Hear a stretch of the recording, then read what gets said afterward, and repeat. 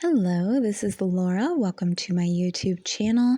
Today I'm going to be making an autumn scrapbooking layout, and I am so obsessed with the photo that I am documenting today. It's a picture of me and my baby niece, and we were apple picking. And this is a few years ago, back when she was a tiny little thing. So really loving that photograph. The way I edited the photo makes it really warm and the orange tones really pop. Really love that. So I am using a patterned paper background. That was kind of my challenge today. I really struggle with using patterned paper backgrounds.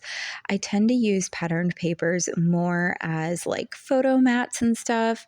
I struggle to have them be the main thing, and because they're really busy, and I find that hard to work with. But I'm challenging myself today to use this gorgeous pattern paper. I think it goes with the photograph so well. It's got all of these words on it, and I think it's by Jen Hadfield, and if I'm remembering correctly, it's about family, this patterned paper. So it's got different words on it surrounding the holidays and family, like family time, cookies. I forget what else is on there. Traditions together, just lots of good family oriented words, which works perfect for this photograph because I don't get a lot of photographs with my family. We live in different states. So when I do get one, it's a perfect opportunity to use up my family themed scrapbooking supplies. I'm using a cut file there to frame out my photograph, and you could see me backing that cut file. I used a gorgeous burgundy patterned paper with a light pink outline of florals on it, and that was from Heidi Swapp. And then I chose an orange striped paper to complement that, and I think it looks really good, pulling out different tones in the photograph. And then you can see I've got this gorgeous patterned paper here. I think this is Jen Hadfield, this floral paper that I am fussy cutting. And I cut out all the flowers from that, or all the pink and orange ones. That was on a dark blue background, which is something I am very, very unlikely to use. So I did buy that paper with the intention of fussy cutting it, knowing that I wouldn't ever use that dark blue background. And it ends up being a lot of work, fussy cutting all those flowers out, but hopefully worth it. We'll see. The next thing I do is I take a glassine bag or a vellum bag. This held some paper clips that I had that I'm going to use on this layout. And I backed my photograph with the glassine bag. I really love how that looks. I think it just softens everything. But then when I put that down on my page, the photograph still didn't stand out enough. And so I went back and added another layer to my photo mat with this light pink patterned paper. And I really, really love how that turned out. I think it's so gorgeous and feminine and pulls the warm colors out. I know there's a lot of orange going on in my photograph, and also some burgundy and a lot of browns and blacks.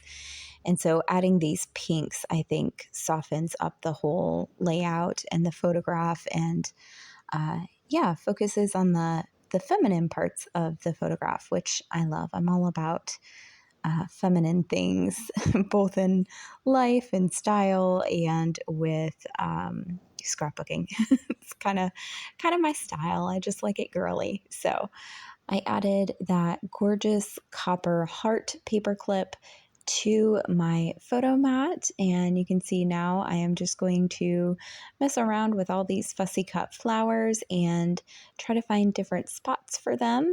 I had a couple of different ideas. I thought maybe I would do some clusters around my photograph, but then that kind of deterred from the wreath that I have on my page. The cut file I'm using is like a half wreath design.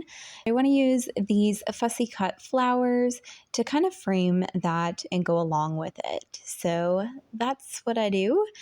Then have this gorgeous rose gold. I am obsessed with all the rose gold. really a big fan of that. So I've got this rose gold happy that I put down on my page, and then I'm adding a couple of little phrase and word stickers that are also rose gold. I love adding them to the sides of my photograph there. I think it almost makes it look like a little sign. I don't know if you know what I'm talking about when I say this, but like at this particular apple picking place, you would have like a wood stake coming out of the ground, and then you would have all these small little signs coming off of it pointing in different directions that would tell you which way to go to find a particular variety of apple. So it would say like pink ladies, and then it would point to the left, and then it would say Macintosh and point to the right, and then it'd say Gala and point to the left. And so adding those phrase and word stickers on either side of my photograph kind of remind me of those signs that have multiple like directional signs coming off of the main stake. I hope that made sense as I explained it. If not, that's okay. So I'm going through adding a few stickers here. I've got some gorgeous little heart stickers I added. I also added a little rainbow sticker, and then I added a label sticker that I can use to catch some journaling.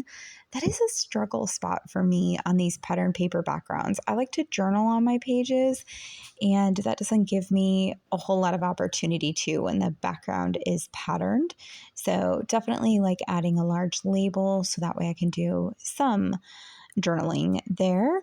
And then you can see I'm adding a bunch of subtitles in this pink glitter alphabet font. So I first added apple picking up to the top of the page, and then I added unforgettable day to the side of the page. And this is what my finished layout looks like. I hope you've enjoyed seeing me make this autumn layout, and hopefully I will have lots more fall and autumn related layouts coming your way in the next couple months.